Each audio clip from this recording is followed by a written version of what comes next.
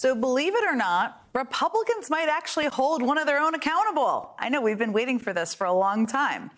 This week, Congressman George Santos started feeling new pressure from within the party to resign after the House Ethics Committee released a damning report on his conduct.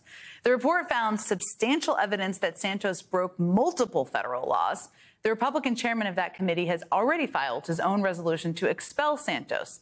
And a wave of Republicans previously against expulsion are now coming out publicly to say that he should either resign or they will boot him themselves from the chamber.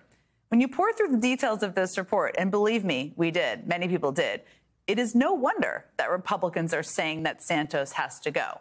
I mean, to start with, he lied about his personal finances to constituents. That's a big no-no. To campaign supporters, to staff, and on his disclosure forms.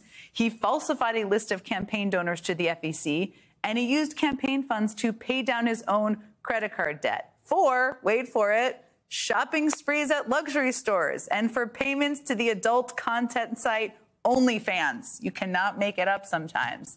And trust me, that is just a sampling of what the report found.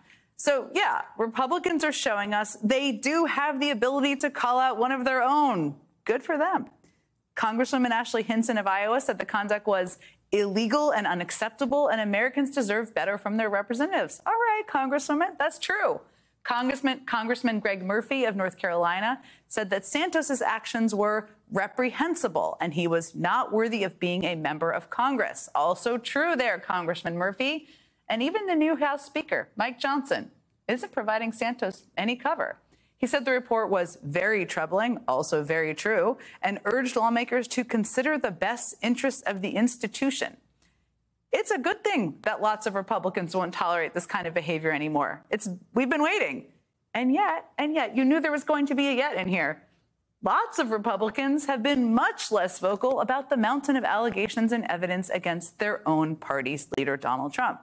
A guy who, of course, has been impeached twice, was referred to the Justice Department for criminal charges by a bipartisan select committee, has been found liable in civil trials, both for fraud and sexual abuse, and is currently facing 91 felony counts across 4 indictments in 4 separate jurisdictions. I mean, call me crazy, but all of that, sexual abuse, hoarding classified documents, trying to end American democracy, is actually much worse than the allegations against George Santos. Much, much worse. As crazy as those allegations are, too. But I'm sure those Republican lawmakers I just mentioned have spoken up just as strongly about Trump, right? Well, after Trump's 3rd indictment, Congresswoman Hinson, the same one we talked about earlier, tweeted, "Another Biden scandal, another Trump indictment, just like clockwork." Congressman Greg Murphy, the same guy we just talked about, called Trump's Manhattan indictment, quote, "just another milestone in how far Democrats will go." And then, of course, there's the ever-pious new Speaker of the House, who just this week endorsed Donald Trump for president. I have endorsed him wholeheartedly. I'm all in for President Trump. I expect he'll be our nominee. Yeah, and he's going to win it, and we have to make Biden a one-term president. We have to do that.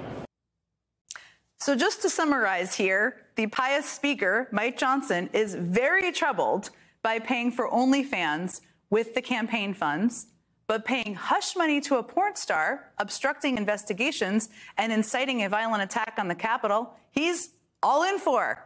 This is all a reminder. Republicans are willing to draw lines, just not when it comes to Donald Trump.